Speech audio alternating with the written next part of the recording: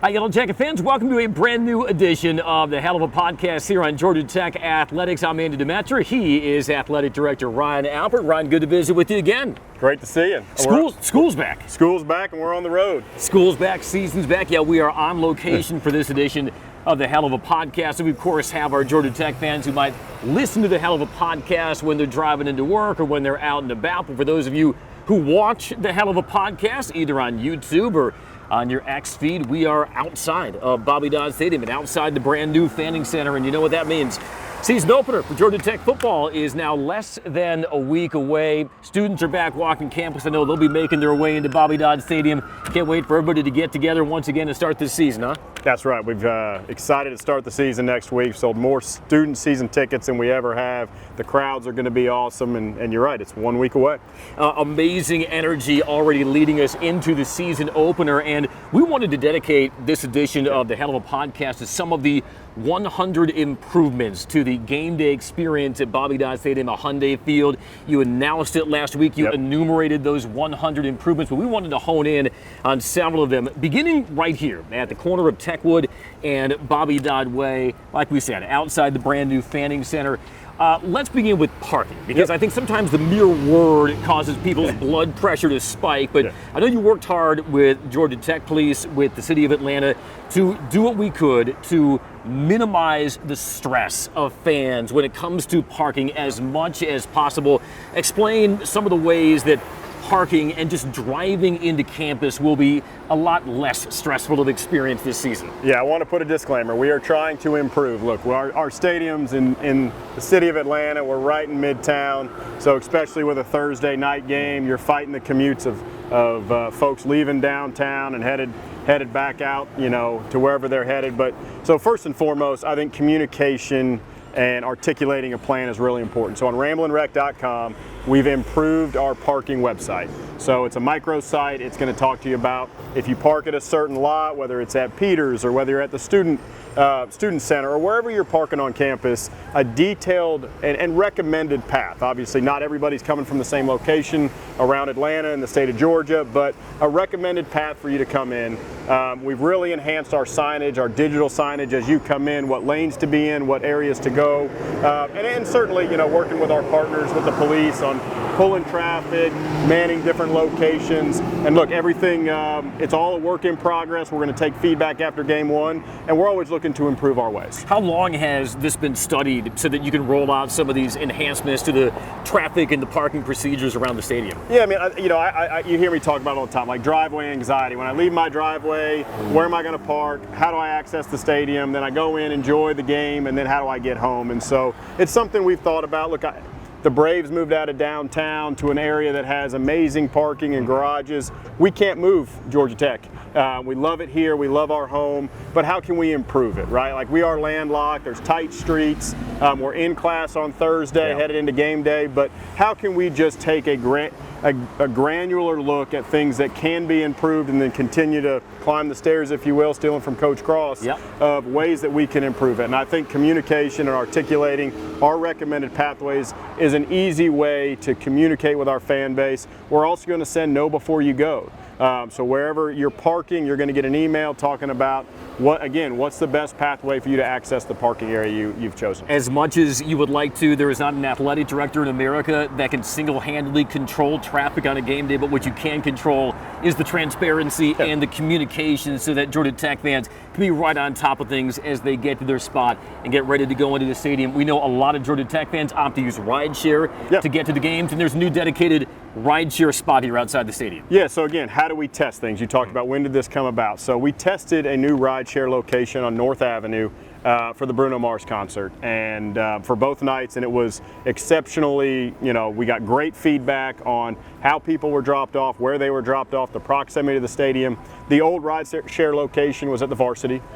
Terrific to get a pregame snack, but how can we have a drop-off location that's closer to the stadium, easier to access? The rideshare drivers know where they're going, and again, it does, even though somebody jumps out of a car in the middle of an intersection, when you do that, it clogs up the rest of traffic. And so a dedicated rideshare location off of North Avenue And again, we saw it work really well for Bruno Mars, and we're going to implement it for the football season. If you're using a rideshare for Georgia Tech football, quick public service announcement, make sure your rideshare driver turns their radio to the Georgia Tech Sports That's Network. Exactly All right, now that we got that on the record, one of the changes is actually a return, because Hell of a Block Party is now, with the completion of the Fanning Center, coming back to its traditional home here on the north side of the stadium. What kinds of improvements, what kind of features, amenities can Georgia Tech fans expect in the new Hell of a Block Party 2026? Yeah, I think it was actually one of these fraternity houses when I still have, they've held it against me. I said, once we beat Clemson, and if we beat Clemson, I'll come back and have a libation. I have not gone back, but when you come on this side of the campus on a game day, it is feverish. The energy is great, and so North Avenue was amazing, where we launched the Hell of a Block Party and the concert series, and we were doing Yellow Jacket Alley over there. But with the completion of construction of the Fanning Center and how we've been able to redistribute the traffic flow, I heard from a lot of fans of bringing, the energy and bringing the atmosphere back to 𝗛𝗓𝗄𝗏 Dodd Way. And so it'll start with Yellow Jacket Alley on Techwood and 4th is where the team's going to come and get dropped off. The rec, the team, Coach Key is going to come down Techwood. They'll be taking a right and going down 𝗛𝗏𝗏 Dodd Way. Again, ton of fanfare, ton of access, high-fiving kids, and then head down 𝗛𝗏𝗏 Dodd Way all the way into the entry of the stadium, and then they'll go in that entry there. So again, I'm really excited to bring, again, we talk a lot about how do you honor the past, but modernize for the future. So it's not the exact same path that we used to go on, but again, it's bringing Yellow Jacket Alley, bringing the energy back on the north side of the stadium, and then we're also bringing the concert series.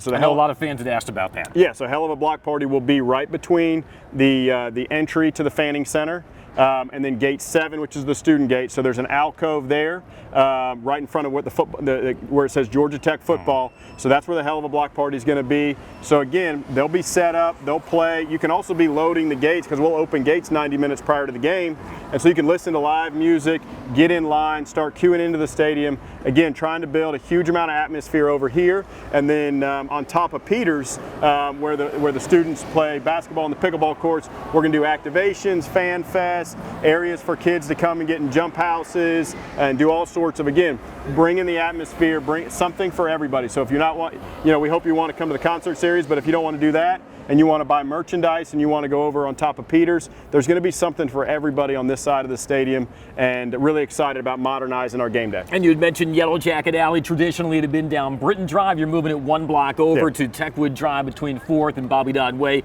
just to make it a wider area for fans to come in. Exactly, yeah. I think it's getting here on this side of the stadium was important. We looked at Britton, but with what construction has happened there, I think it really makes sense on Techwood, and then come down 𝗛𝗏𝗏 Dodd Way and head into the stadium. All right, so you had mentioned 𝗛𝗏𝗏 Dodd Way, you had mentioned Yellow Jacket Alley, you had mentioned Hell of a Block Party, and of course that all leads to the gates opening at 𝗛𝗏𝗏 Dodd Stadium at Hyundai Field. And that was another area of focus and an area of improvement, was expanding the footprint so that getting all those fans in to 𝗛𝗏𝗏 Dodd Stadium will be a more efficient experience. How about we take a walk and pick up the Hell of a podcast at one of our other locations around 𝗛𝗏𝗏 Dodd Stadium? All right, Ryan, you know how in a typical podcast they would do a really tedious ad read to transition to their next segment? You know how those go, right? Yeah. Well, we're not typical, we're not tedious. So on the Hell of a podcast, we're just transitioning right into it. We are now outside of Gate 5 at 𝗛𝗏𝗏 Dodd Stadium, still on the north side of the stadium, and we wanted to come here to spotlight another area of emphasis in your 100-point improvement plan for game day, and that's expanding the perimeter around the stadium for ingress and egress. First off, why was that so important to you and your staff? Well, let me take a step back. We are looking for a sponsor of the Hell of a Podcast, so if you're listening and interested, we would be happy to have a presented by. Sponsor patch would look great here. Yeah, yes, exactly. We would, yeah. No, I think, again, like we just talked about, from a parking standpoint and accessing, where you're going to park your car and how then you transition from tailgating into the game. Critical part, lines. Again, we have an extremely tight footprint. We're not blowing up buildings, and we don't have a ton of acreage and land like a lot of stadiums have. So with the pieces and the puzzle that we have, how can we make it best fit? And so, the police department and campus were really helpful. So we're upgrading our metal detectors. So at a lot of pro venues, you probably see them. They're walk-through metal detectors. So your throughput are 2 to 3 times what our traditional metal detectors have been.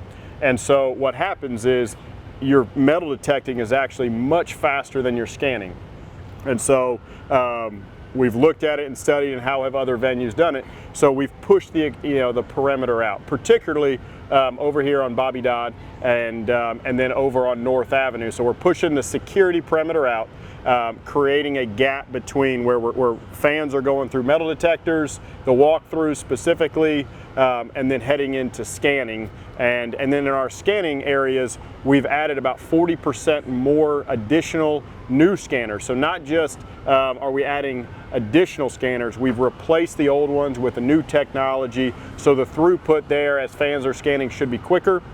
So again, as we talk about leaving your home, improving traffic, where to park, how to park, and then your entrance and egress into the stadium, how can we improve that entry into 𝗛𝗡𝗏? Added 2 new entry gates as well, 3A, which is on the east side of the stadium, and then 6A here on the north side. And also another benefit of expanding the perimeter around the stadium is better access to concessions and more space now within the stadium for concessions. You actually beta tested this concept at McNeese Baseball Park last spring. What did you learn about that? Yeah, so again, we took over, expanded the perimeter out in front of McNeese, and we brought in food trucks. Again, not trying to have a multi-million-dollar construction project with bricks and mortar and adding concession stands, but technology is so good now with portables, food trucks. So when we move the perimeter out, it's creating a better entry into the stadium, but then you're also capturing additional real estate now, what we'd call in the interior part of the stadium. And so again, how can we move portables? How can we move different areas and bring in food trucks and different elements to, again, add more points of sale, which we're adding 40 new points of sale, added the extended perimeter, enhancing concessions. So trying to do everything we can with the limited square footage and space that we have. Grab-and-go concession stands are becoming increasingly popular at sports venues. You're adding 3 new grab-and-go concession stands, the north, east, and south sides, along with those food truck windows. And also, tech fans might be interested to learn you are doubling and tripling your beer tanker inventory. I would love to put that to the test come Thursday. So again, we know what the high consumption items are: water, beer, soda. So the tankers that you can utilize, you fill them with ice, set them out. So again, we're not building brand new concession stands, but we know what high volume items are moving and selling. And so let's fill the tankers up.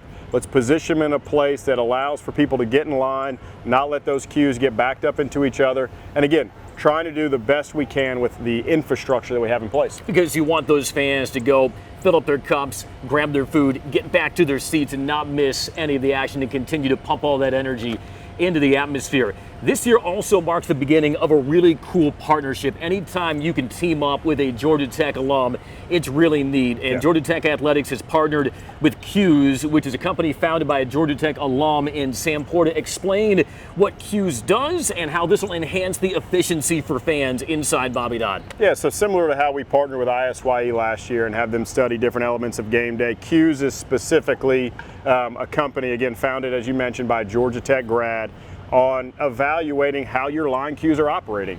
What is the throughput? What's the transaction time? What are things that you can do? And also, inventory. Should we have different types of inventory? What should be in our concession stand? So again, as we look at the footprint, we're not expanding. We don't have, other than extending the footprint, but we don't have a ton of real estate to go and just take over and capture. So how can we utilize technology, again, leaning into what Georgia Tech is known for, utilizing technology to inform our decisions and better improve the fan experience? Yeah, a lot of data going into the studies this offseason. It'll all manifest itself beginning next Thursday in the season opener versus Colorado. Speaking of which, how about we finish up the Hell of a Podcast inside the stadium? That sound like a plan? Let's do it. All right. All right, Ryan, we're continuing the Hell of a Podcast from one of our new vantage points inside 𝗛𝗡𝗏 Stadium at Hyundai Field. And look, we already know 𝗛𝗡𝗏 Stadium has the best backdrop for college football in the country, but this is a new vantage point within that backdrop, and it's the rec deck. I know Georgia Tech Athletics unveiled it earlier this summer, but explain the vision behind it and how this really will help transform the game day viewing experience for fans. Yeah, it really came about as we were doing some of our walkthroughs throughout the construction. And this incredible $90 million sports performance center. And where we are at the rec deck is our student athlete dining hall. And so it's indoor, ton of TVs. It feels like a sports bar-esque facility with this unbelievable outdoor patio. And when you come up here, it's like, I would love to watch a game from here. And so as our staff started talking about it and thinking about it, and we always talk about, how do we diversify and add new premium? How do we continue to add different elements to the stadium, a different experience than maybe somebody in a traditional seat or a club seat or a suite? And so we just kept talking about what an incredible area this would be. And so we went on sale, single game only, but you could ultimately buy all 7 games if you wanted to. But so again, it's an outdoor, this unbelievable sight lines of the stadium, great sight lines to the video board with an indoor, temperature controlled, private entry, private bathrooms, concession, bar setup inside so fans can have an indoor-outdoor feel. Again, like I mentioned, it feels very much like you're at a sports bar, but you can come out here, stand underneath the awning, watch the game, go back in for your dining experience, get out of the hot sun if you'd like to. Again, you have private restrooms, your private concessions, private entry downstairs, and sales have been going really, really well up here. I'm guessing you're going to have to take a visit over here to the rec deck for the Colorado game, just check it out. Yeah, I think I want to watch a game here. If when coaches watch it, they really like the reverse angle, watching down the field. We're elevated. You can see the plays develop. You can see watching our sideline with Coach Key over there, watching his antics and watching us score touchdowns, and then ultimately we're talking about enhancing the game day experience. Right on top of us, you're going to hear it. We're going to be shooting fireworks off. There'll be fireworks on the Fanning Center, fireworks over on Wardlaw behind the scoreboard every time we score a touchdown. So you're going to be in one of the best seats in the stadium. It's a true multi-sensory experience here at the rec deck, and I like that access to watching Brent Key's antics also a selling point of the rec deck. That's not the only enhancement here inside the stadium. Also, you announced the new West Festival Club, which is an add-on for season ticket holders on the west side. Explain what they can get with a West Festival pass. Yeah, so it's right where we used to have a bunch of merchandise kind of up on the second level of the West Concourse. So again, how can we add a diversification of a product? And so again, while the construction was going on, it used to be a workroom that was utilized by media folks. And so as this building came online, we're moving that function of game day over to this building. So it freed up a space over there. So we went through with the Student Success Center. Again, a great partnership on campus. Replaced the flooring, adding a 90-inch TV, several other TVs around. So folks that sit on the west side of the stadium, but you don't have to sit on the west. You could sit anywhere in the stadium, and we call it a bolt-on. So it's just an add-on amenity where you can go, again, indoor, climate-controlled space. There, with the price of admission, comes the food and beverage experience for the fan that purchases it. And it's been going really well. We hope the construction's underway. I've seen it with the new flooring.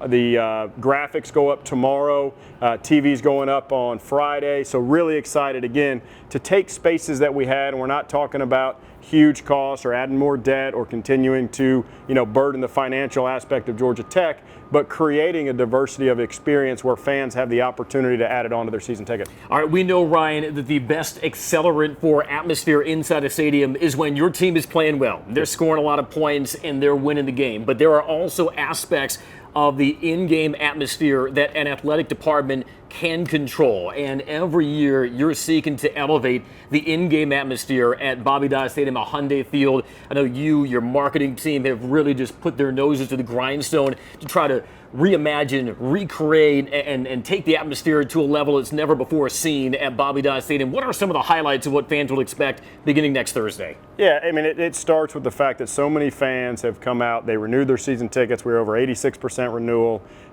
We're selling more season tickets than we ever have before. So as we talked about, the hell of a block party 3 years ago was really a staple to bring people to the campus.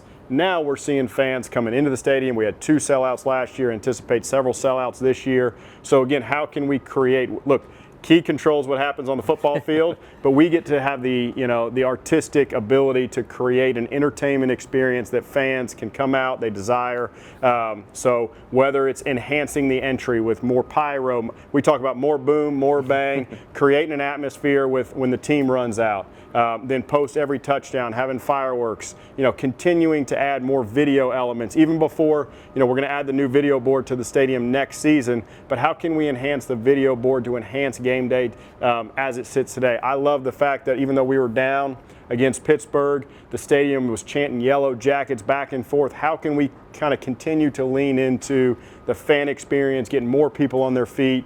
Again, students have been incredible coming out. I think they set the atmosphere. We've been tremendous at home the last couple years. So yeah, we've spent the off season thinking about nuanced ways that we can continue to enhance game day. My Twitter feed gets beat up about the Rambling Man. We're bringing that in to game day. So again, we want to listen to our fans, what excites them, and bring those elements into game day. Give them greater ownership in the in-game atmosphere and some of the entertainment that's generated here.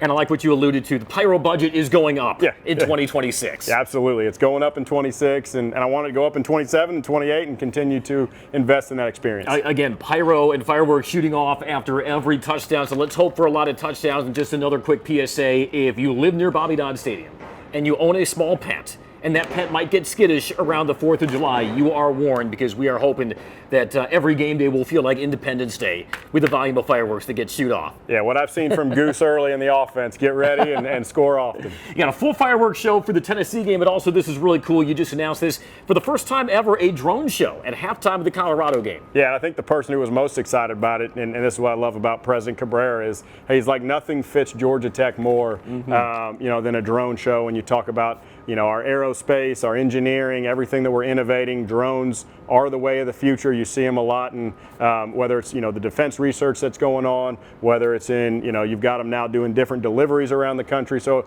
as Georgia Tech stays on the leading edge, having a drone show at Georgia Tech fits who we are, fits our culture, and really excited about doing that game one. Yeah, can't wait to see the drone show. Can't wait even more to see what will be on the scoreboard at night's end here at 𝗛𝗓𝗟𝗏 Stadium at Hyundai Field. Of course, we will see it here for the season opener September 3rd versus Colorado. And then that we wrap up our first, in-season edition of the Hello Podcast. A lot of fun to take a tour inside and outside the stadium and get ready for Tommy's Leather. Ryan, appreciate it as always. Thank you, and go Jackets. Like, listen, subscribe, and as he said, go Jackets. We'll talk to you next time on the Hell of a Podcast.